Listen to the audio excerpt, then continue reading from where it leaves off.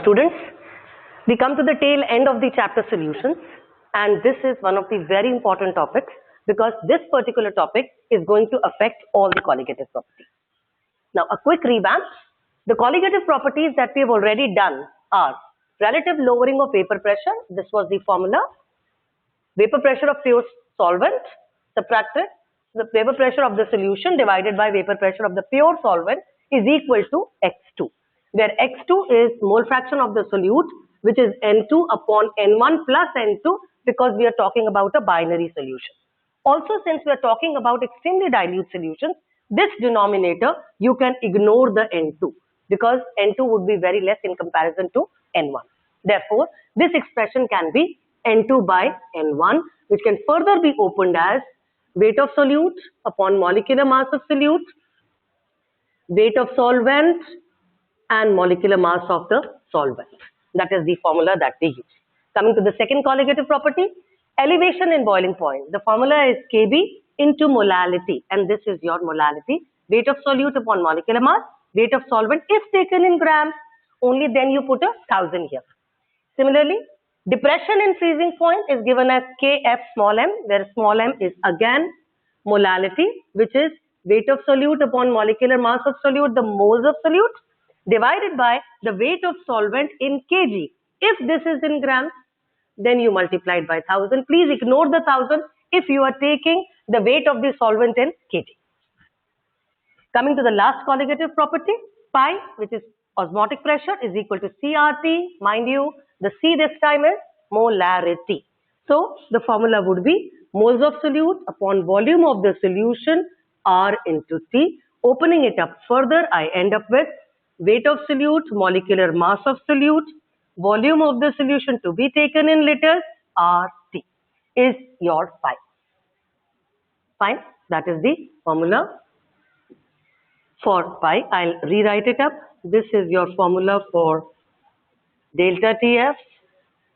This is your formula for, okay, this can be ignored because you already have it, is for delta TB. And this is your formula, therefore, for relative lowering in vapor pressure. Fine. Now, normally your colligative properties are used for one purpose, and that is to identify an unknown solute in your solution, which means you need to find out the molecular mass of the solute, which means agenda of all colligative properties is to find this, is to find this, is to find this, is to find this. The molecular mass of the solute is known to you, you can identify the solute. Now, this is to be found by means of the colligative property, that is the one that you are using. You can find the molecular mass of an unknown solute in a solution by using any one of the colligative properties. That's up to you.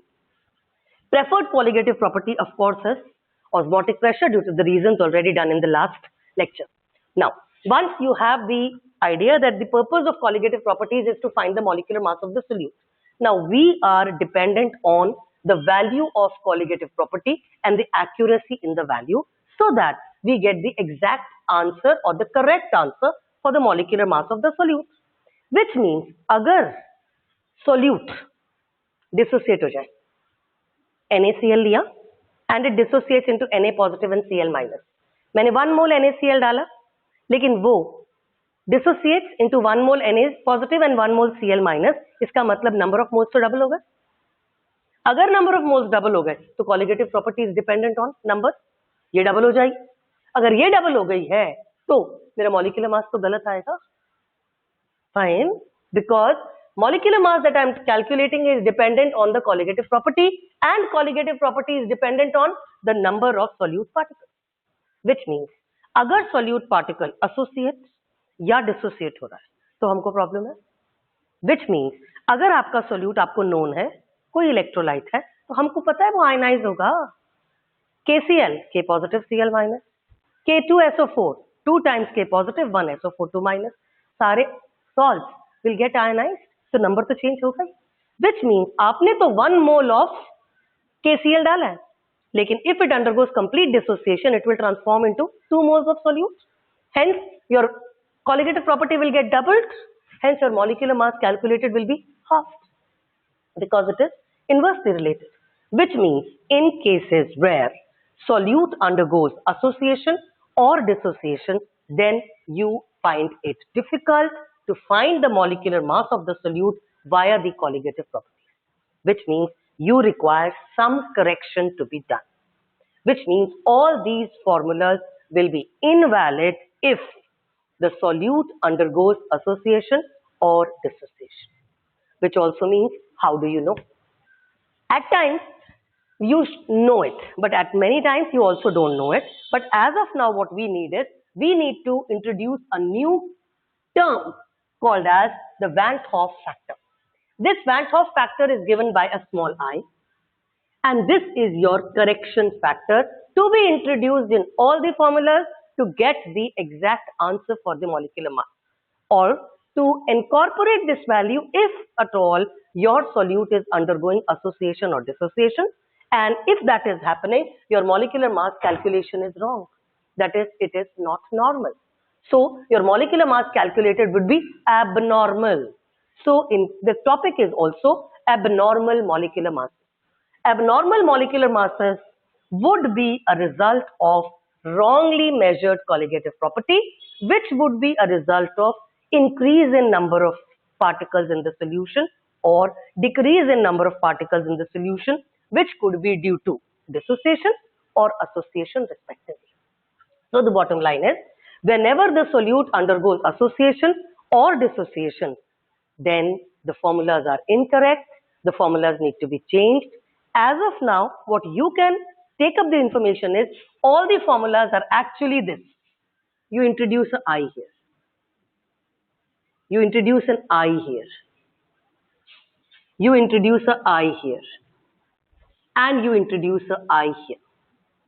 On one side of all the formulas, you will introduce a correction factor I. So now onwards, all your formulas should be written like this. Delta TF is equal to IKFM. Delta TB is equal to IKBM. This is equal to I into X2. And now we would do, what do we mean by I factor? Okay. Now, so your formulas, I am now reducing the formula content because you know it, you understood that what am I trying to say. So the new formula way to write would be IKBM, IKFM, ICRT. So this is the formulas that you would use if the solute is known to you and you know it that it is undergoing association or dissociation. So the Vant-Hoff factor is to be used if the solute undergoes dissociation or association. I can be found by the formula number of moles of particles after complete dissociation or association divided by number of moles of particles before association or dissociation. Which means, for example, if I have to talk about I factor and I have certain I solutes. If I take NaCl, it undergoes complete dissociation, I would end up in 2 ions.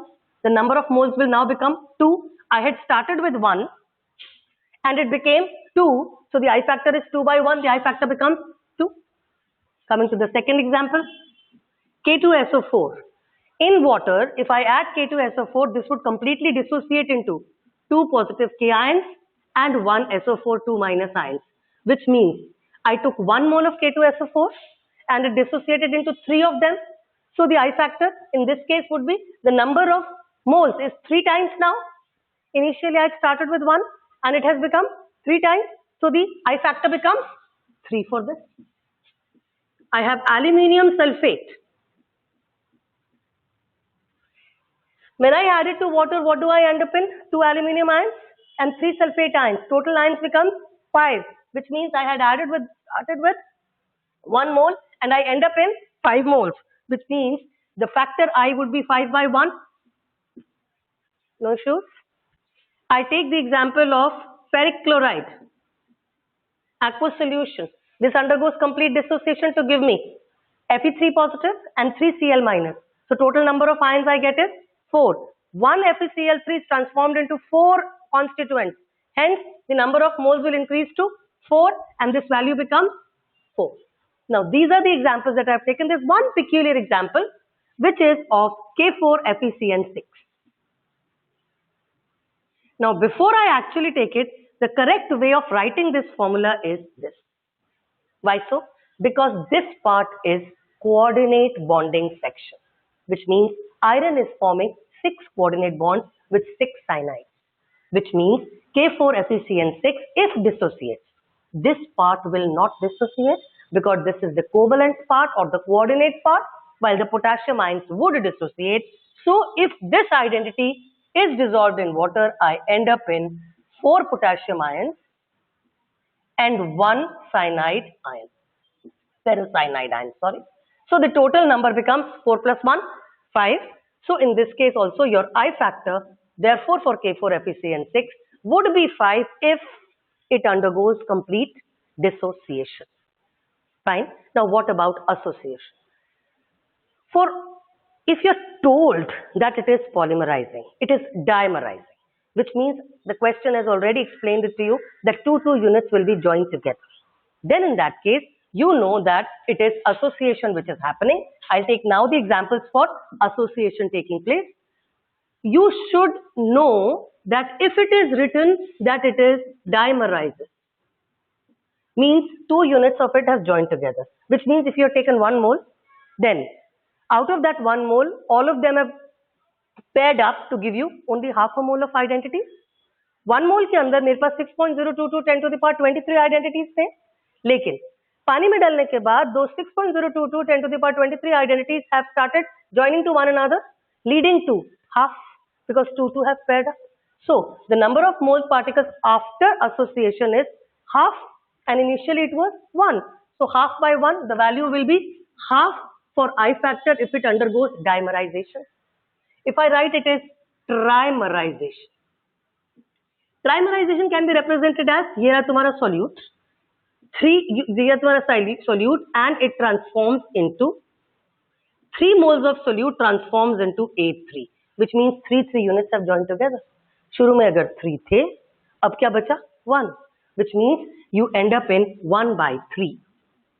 If I say it is pentamerized, then it is 1 by 5. So your I factor can be greater than 1 if there is dissociation. It can be less than 1 if there is association, and you would use it to be 1 if you do not know the solute. If the solute is unknown, please use I as 1. Have I made myself clear? So your I factor would become 1 if the solute is unknown to you. Hence, you would always introduce an I and put it as a 1 if you are not aware of the association or dissociation, and the question also gives you no information about it. Fine. So, furthermore, there's one more important information that you need to know is about a carboxylic acid. Your carboxylic acid is RCOOH. For your syllabus in class 12, what you need to know is if it is in aqueous medium, then your carboxylic acid would dissociate but not completely because it is a weak acid. It would dissociate to give you R positive and it would give you RCOO negative plus H positive. That means it would give you 2 ions, but it is partially dissociated. You will not say I is equal to 2 in this case because it is not completely dissociated. You need some other formula to calculate I now because it is partially dissociated. Also, if the medium is non-polar, which means I am talking about a medium like benzene, CCl4, chloroform. If your carboxylic acid is dissolved in a non-polar solvent, then it is not ionized. Then in fact, it undergoes dimerization like this. This is your carboxylic acid 1 molecule. This is the other carboxylic acid.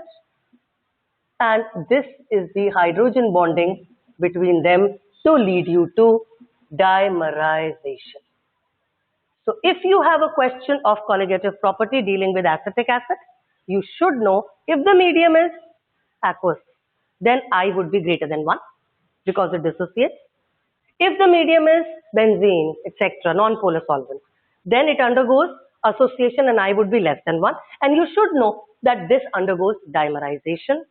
but it may or may not be complete. It would depend on the question as to what is given, and accordingly you'll have to solve it. Fine.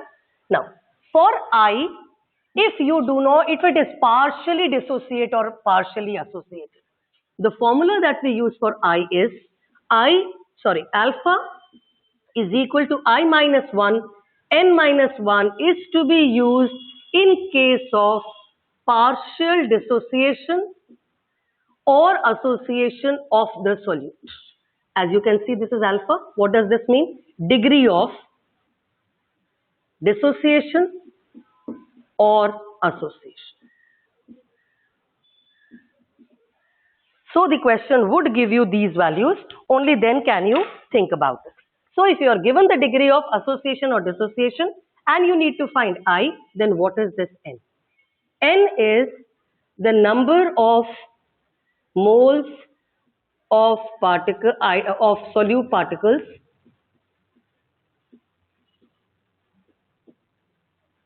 obtained on complete dissociation / association of 1 mole solute. इसका क्या मतलब? अगर solute NaCl है तो N2 हो जाएगा, क्योंकि that is the number of solutes that you get. If the solute is aluminium sulfate, N becomes 5. If the solute is carboxylic acid in non-polar solvent, then N becomes 1 by 2 because it dimerizes. कोई चीज पेंटामराइज हो रही है और completely पेंटामराइज हो रही है, तब N की वैल्यू जब कंप्लीट पेंटामराइजेशन हो जाएगी तो क्या हो जाएगा? N is the number of identities you are left with if it undergoes complete pentamerization, then N would have become 1 by 5. So actually N is the I factor that I just explained in case of complete association or dissociation. But since alpha is given to you, which says that the degree of association or dissociation is present, which means it is not completely associated or dissociated, in that case you have to find alpha by this particular formula. I'll be doing a few questions for you to understand this part. For example, for the question of the type calculate the I factor, find I factor. First, for 50% dissociated aluminium sulfate solution. Up. Since it is 50% dissociated, therefore your alpha is equal to 50%, which is equal to 0.5. You have to find I.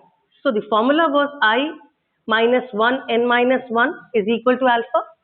So substituting the values, I get 0.5 was my alpha. Alpha can never be beyond 1. Alpha is the maximum degree of dissociation for any solute is 1. So alpha is 0.5. I is what you have to find out. N is the number of particles that you would get per mole, number of moles that you would get per mole of the identity if it undergoes complete association or dissociation. Since this is going to undergo dissociation to give you 5 identities, so the number of moles has increased to 5. Rest can be done on your own. So the answer would be 5 minus 1 is 4. 4 into 0.5 therefore would be 2 is equal to I minus 1. Hence your I comes out to be 3 and not 5 had it undergone complete dissociation. So if you are given an alpha value, then your I goes on changing because it is not obtained by direct formula in that case. Fine. I'll do one more example to get you a concept of I factor. Find the I factor for K4FeCN6 aqueous, which is 20% dissociated. This question could also be the alpha is equal to 0.2. It could be asked this way also. Now, you need to find out I. You are given alpha is equal to I minus 1, n minus 1. Alpha is equal to 20%, so it is 20 by 100. I is to be found out. N is the number of particles per mole that you would get if it undergoes complete association or dissociation. So since you very well know this undergoes complete association or dissociation, you know it undergoes dissociation like this. This was the covalent part, giving you 4 plus 1, 5 identities. So again, this value is 5 and rest you can do it. 0.2 into 4 is equal to I minus 1, that is 0.8 is equal to I minus 1. So 1.8 is the value of your I factor for this particular question. Is that okay? Now, I'll take one more example for I factor in case of association. This was second example. The third example, I have for acetic acid in benzene. As soon as I say acetic acid in benzene, it should be clear that it is undergoing association. And when it undergoes association, we talk about the concept saying that N becomes half. Because it will, if it undergoes complete association, then N is half, because carboxylic acids undergo dimerization in the presence of a non-polar solvent. So alpha should be given to you. Let us say alpha is given as 0.1, that is 10% associated. So your alpha is equal to I minus 1, N minus 1, and the value of alpha is 0.1 is equal to I minus 1. What would be N? Half. Half minus 1, and you can get the value of I from this particular calculation. Is that fine? So what we have done now is, for all questions of colligative properties, you would closely look at the solution. If the identity is known to you and you know it undergoes dissociation. At times the question is written assuming complete dissociation. But my advice is always learn the formulas with I so that you do not forget them. If the question is for glucose as a solute, urea as a solute, or an unknown solute, then in that case your I is to be taken as 1, because you do not know whether it would undergo association or would it undergo dissociation. In that case, you cannot do anything about it. You will have to take I to be 1.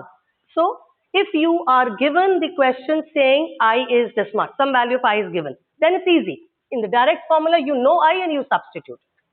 Now, supposing I is not given, but tactfully the question says assuming complete dissociation, which means you have to introduce an I, and the question is about an electrolyte which is undergoing dissociation. Something like this is given to you.